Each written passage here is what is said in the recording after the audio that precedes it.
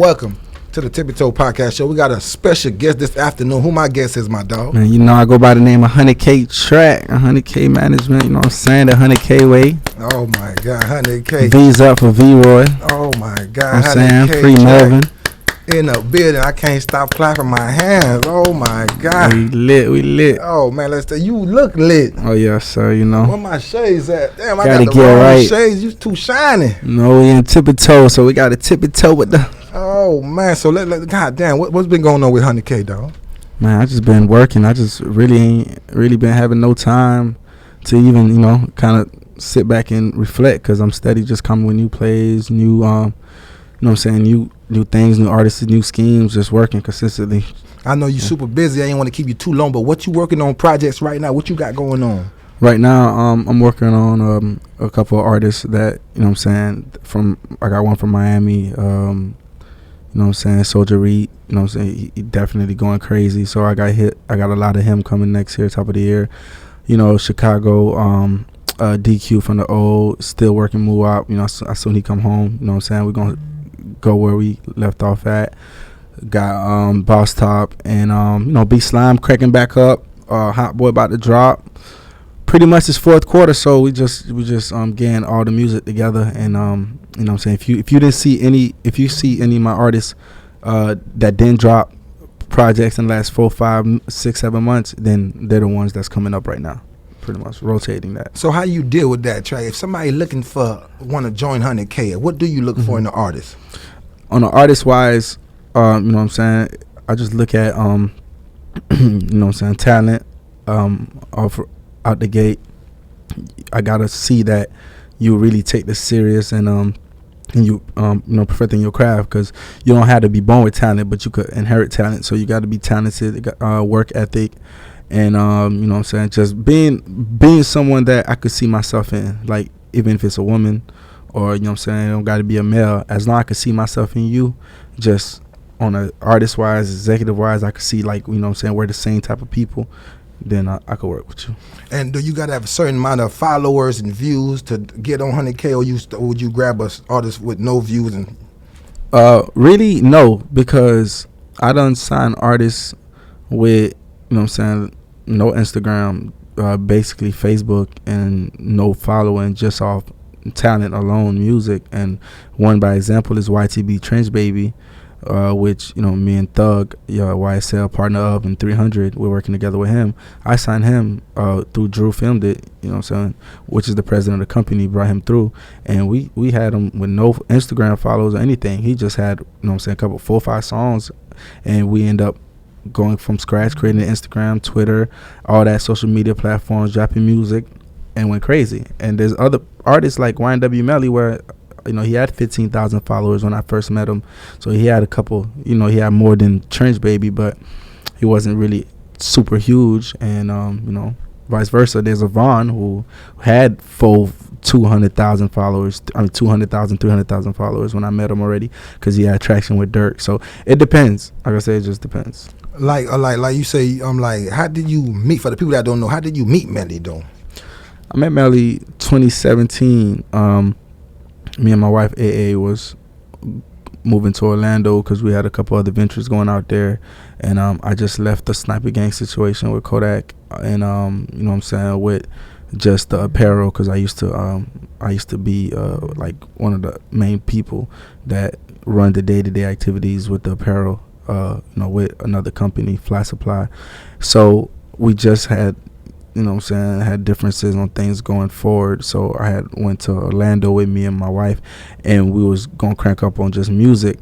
And I just left the whole management situation under Sniper Gang as well, working with Jackboy and John Wicks and things like that. So just coming from just a managing field, when I got to Orlando, I already had it in my head. So I had this artist that I was working with, named Young Trey, and he had a record called Legendary, which at that time I didn't know which was Melly record. So he kind of had that record, and I was like in love with the record. I was like, yo, this is dope. This kid got, you know, talent, and he got the everything. So I had put John Wicks on the remix and things like that. Shout out to John Wicks, you know what I'm saying? He showed love, so put it on his Instagram, and from there I seen a couple people were just like commenting on the John Wicks. Yo, that's Melly record. At that time he wasn't YNW, he was just Melly.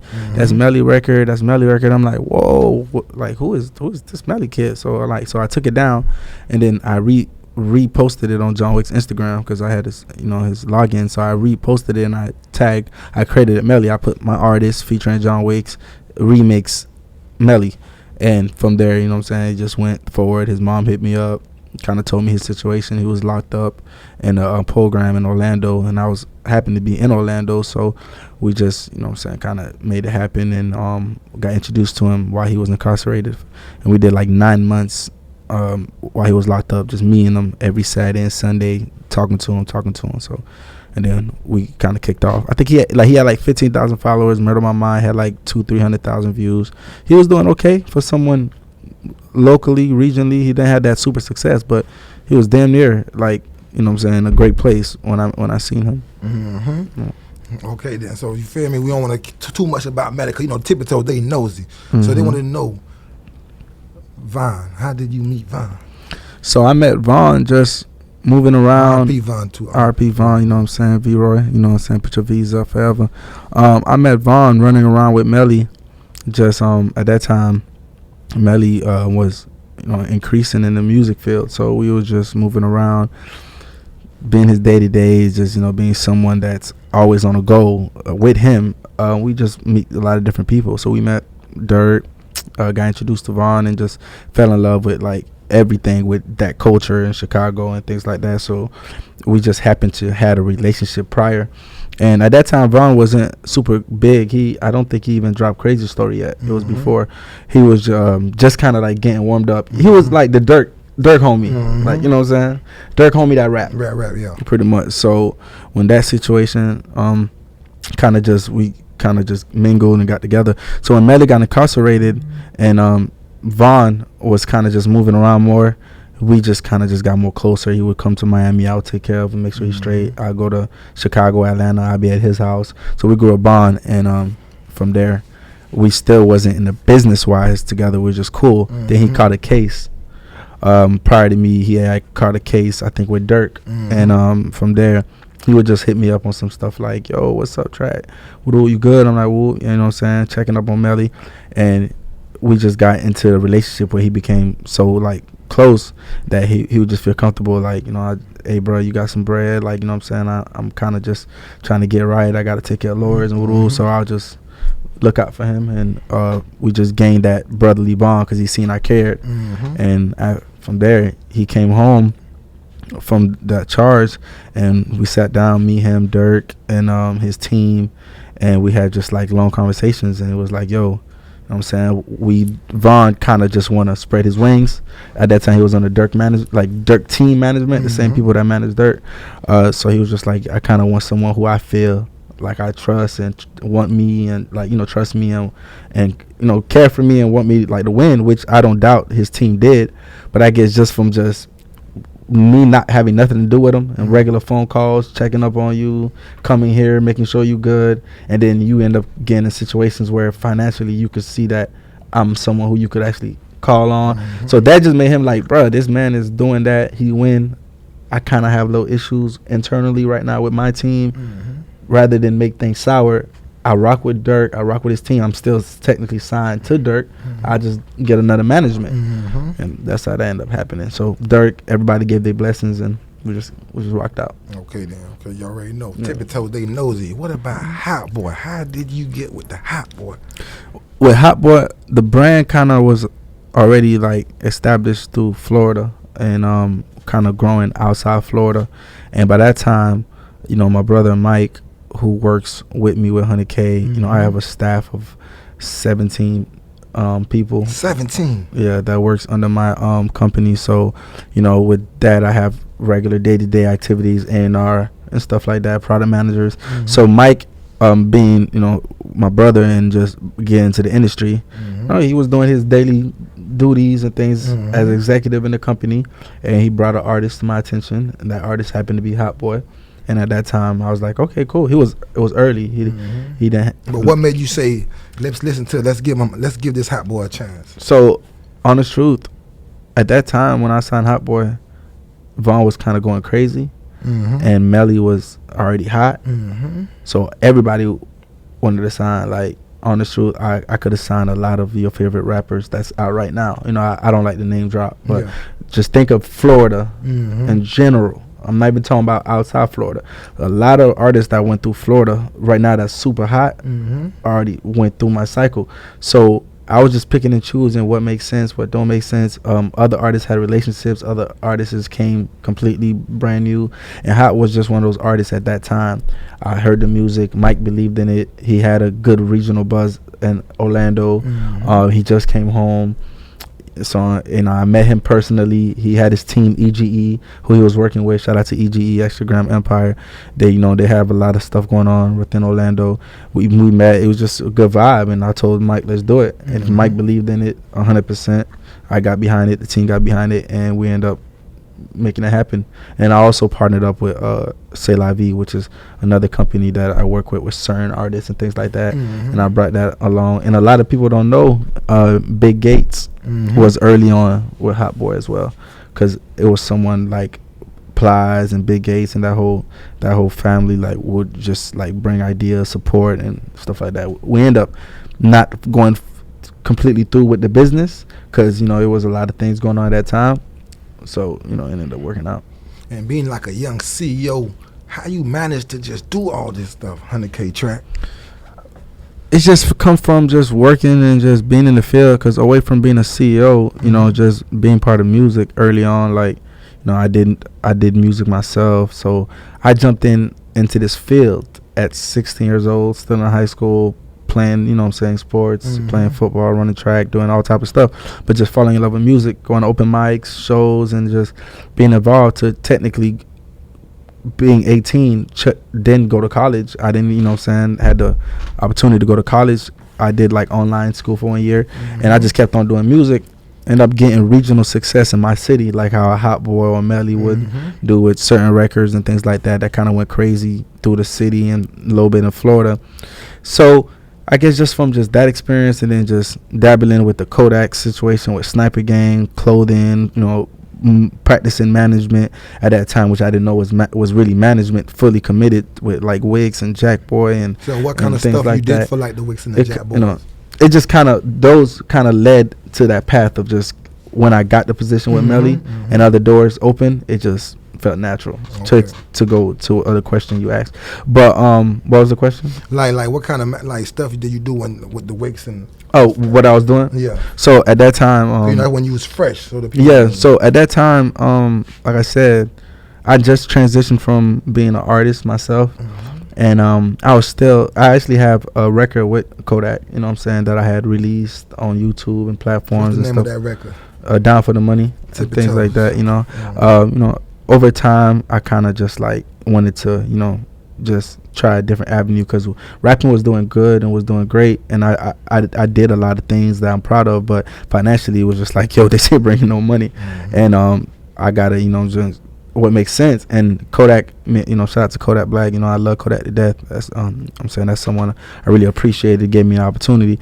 He came home and he was like, yo, let's do, you know, I got this clothing thing, and I'm like, well, I got a print shop, and no, I told him, you know, I got a print shop. He was like, well, I could do clothing. I'm like, let's do it together. So with that happening, just being around them, doing merch and clothing, making some money now, you know what I'm saying. With Kodak, with music, I made 10,000s and, you know, a little 5,000 now and then. It was good money. I never had no more than maybe 80,000 at one time, but I had decent amount of money to do other things. But with Kodak, with Sniper Gang Apparel, I actually took it to another level. And made like 6 figures. Okay, then that was the first time. How it felt though, making 6 figures? It first. I mean, bro, it felt crazy, because at that time, but you remember, I'm transitioning from doing music and trying different companies like a print shop and different other things, studios, and you know, everything. I was okay. And even at one time, I was at a place called Chinaman Print Shop, where, you know what I'm saying, I was, you know, China was kind of like, yo, I'm gonna help you with the music. He had a big business with printing, so I was like, you know what, I'll come here and help you with this. And he, you know, we just kind of end up having a relationship, staying there for a little bit, then leaving and making money, and just, it was never a lot. But with the Sniper Gang Apparel, was the first time I'm seeing 10,000, $20,000, $30,000. Like, oh, this is raw. So I was very grateful for it, and I'm the type of person. I feel like I worked so hard prior to that situation from just doing music at 16. I think I was 23 or 24, or 22, 21, either 23 or 24 when that situation was happening with Kodak. I was just so grateful for him. I was like, bruh, whatever I could do for his brand, I'm going to do it. If it's help his brother while he's doing music, help his homeboy that's, you know what I'm saying, that he always shouting out, always want to see win.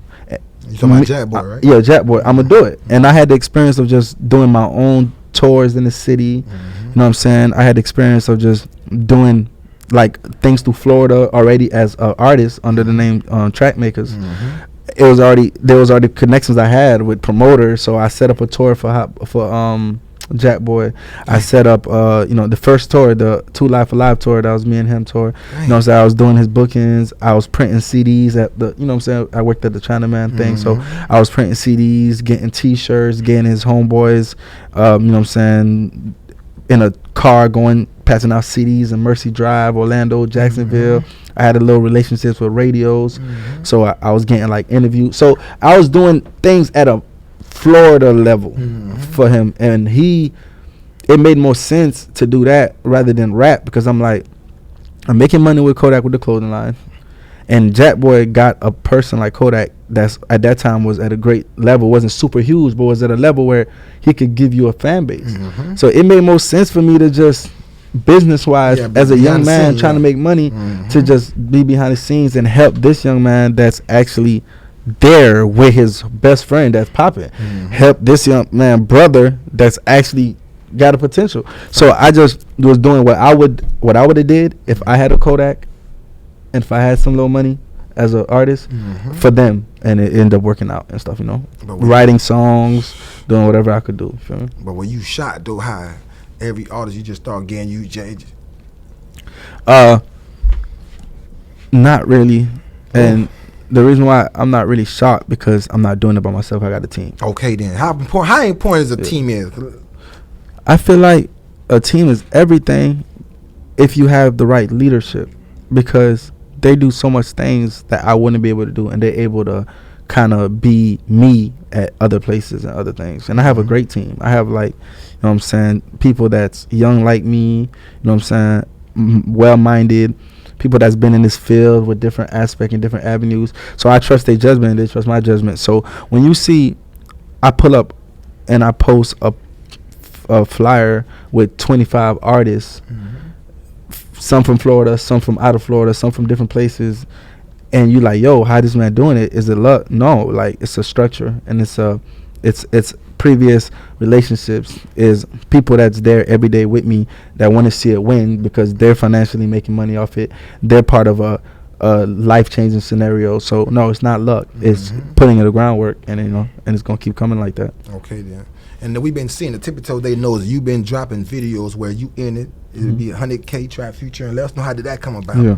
So really, that came from just me being around like all the artists, right? So for me, just being a rapper, I'm already knowing how to put music together. Okay, then. So, I've been in the studios. I helped a lot of music, like Suicidal. Me and Melly was in the studio. I did a lot of things that made that record happen like it happened. Melly's a talent out this world, but I added a couple things and had a couple suggestions that made it work. YNWBSlime being a younger artist, writing for him and being in the studio process, you know what I'm saying? Just being me, I kind of like, damn, you know what, bro? Going into a new year, different ventures going on. Let me try to do what DJ Khaled does. And the reason why I say DJ Khaled, because he's from Miami. So when you say anything like that, you DJ Khaled. So I'm like, man, like, I'm fly. You know what I'm saying? I look good. Like, I got a good fan base of people that respect what I do. A lot of people in my past and a lot of people that know my come up know I used to do music.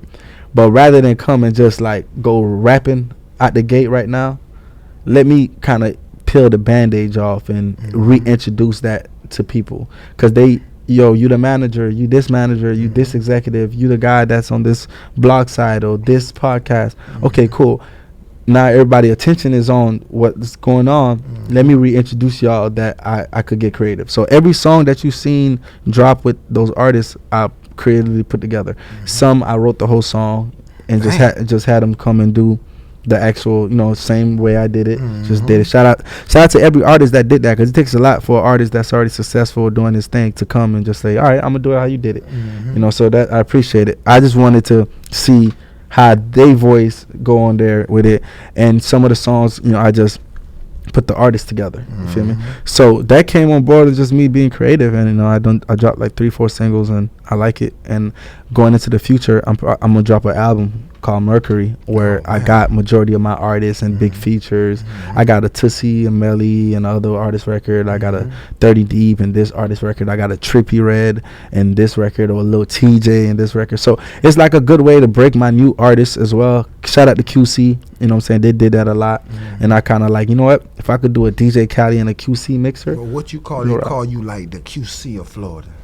Man, it's a compliment. Shout out to them boys. Like, they're someone that before this success happened, I was like, yo, one day I'm gonna try to get there like how they is, or how Coach K or P is. And so for the for that to be a title just associated, I feel like it's a compliment, and I'm grateful for it. And shout and just like sports, I'm very competitive, so saying I'm like the QC of Florida is kind of showing me that you guys respect the brand, to saying like everywhere in Florida I'm winning, I'm like the main guy. So that's a compliment to know that in my region I'm that boy, I'm that guy. So, and they wanted to know too, typically want to know, since you used to deal with Kodak with the clothing line, what about your artists? Do y'all got any clothing line? Yeah, every artist I have. Shout out so they could know how. Man, shout out to the Hugh Camp. It's a company that I partnered up with, and you know what I'm saying. And every artist that's under 100K, either management or record label, and you know what I'm saying, because we is a record label and a management company,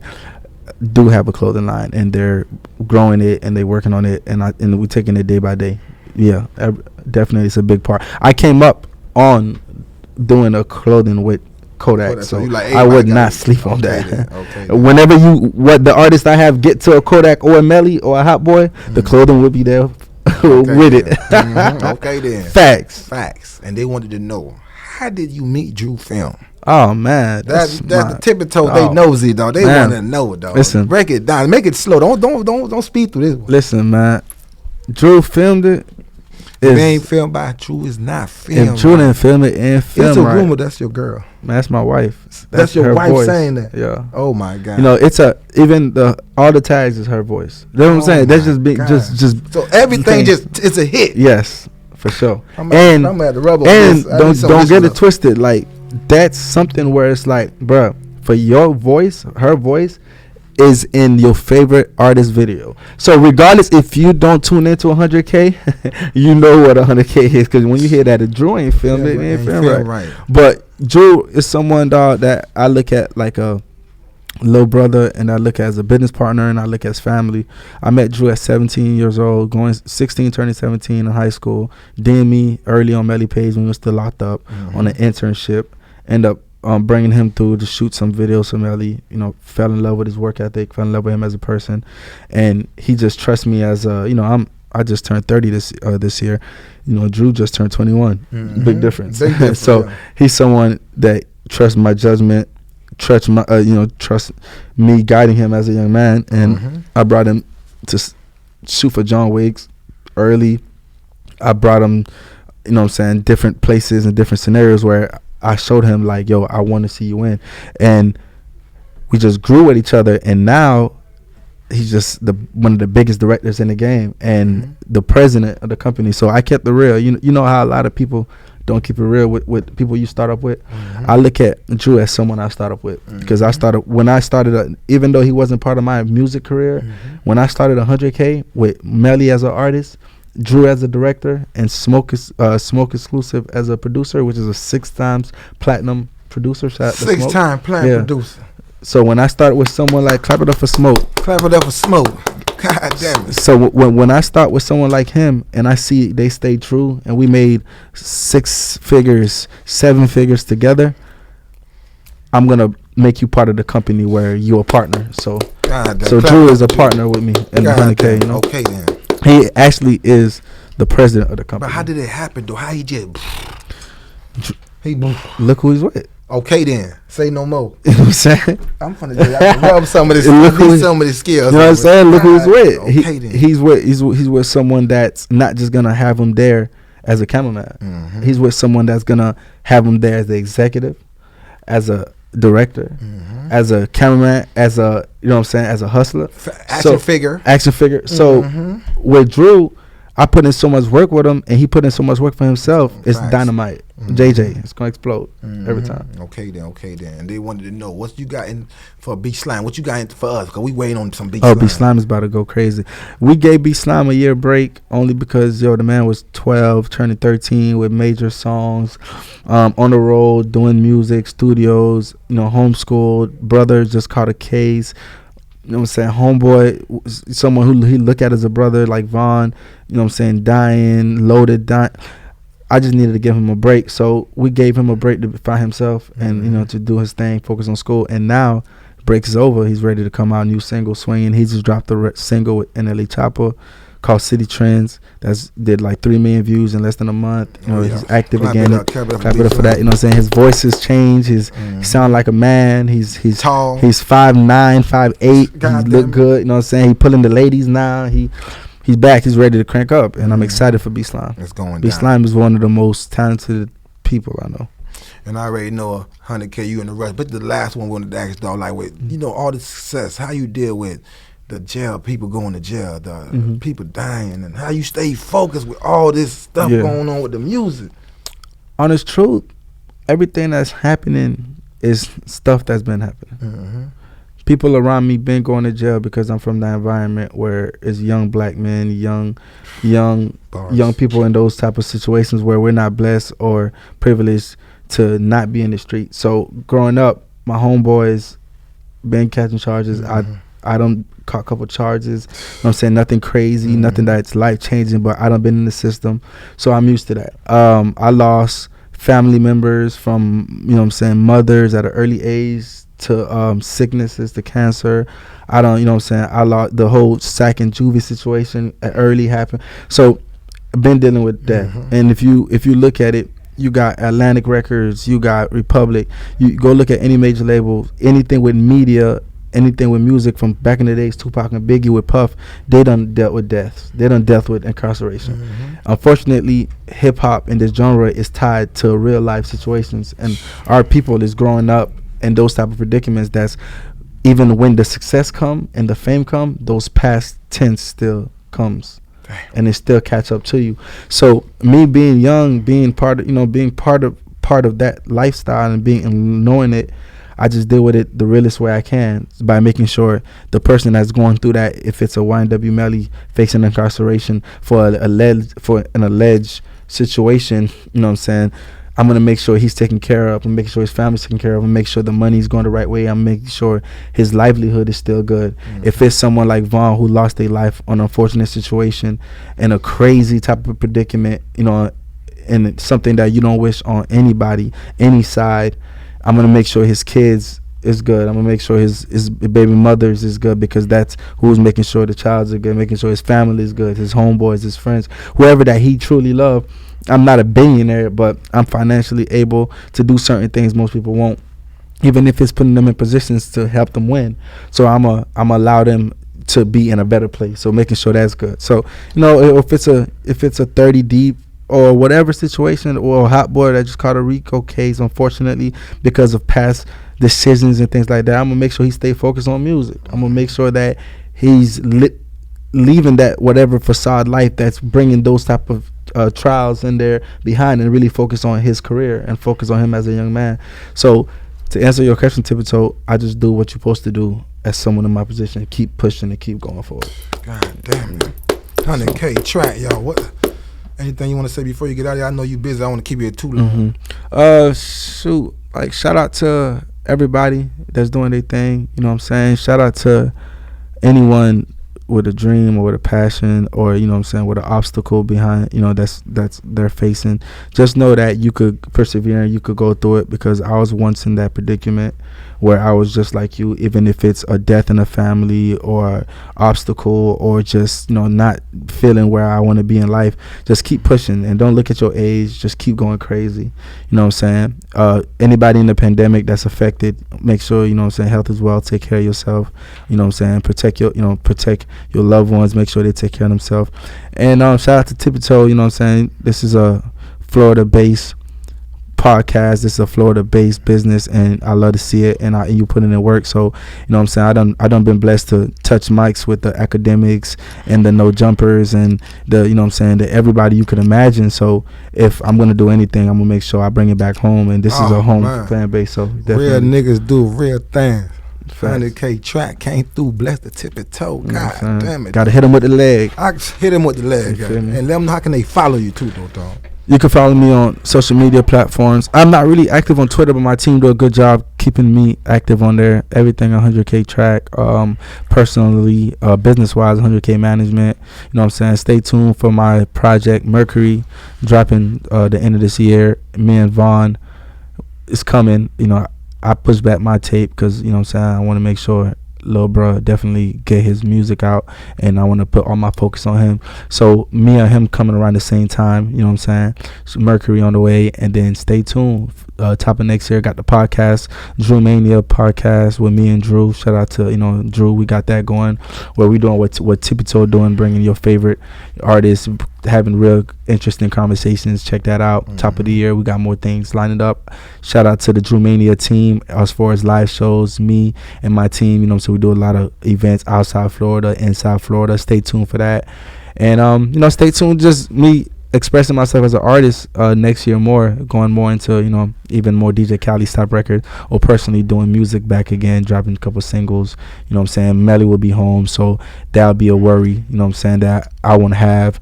That's another reason why a lot of things hold me, one of the things that hold me back is that you know what I'm saying, I want Melly to be here, and I want to continue winning with someone that I started this with. So next year when he's home, we taking over the world, man. That's what it is. Okay then, you know? Tippy toe. Gleezy. Till next time, Gleezy. Okay then.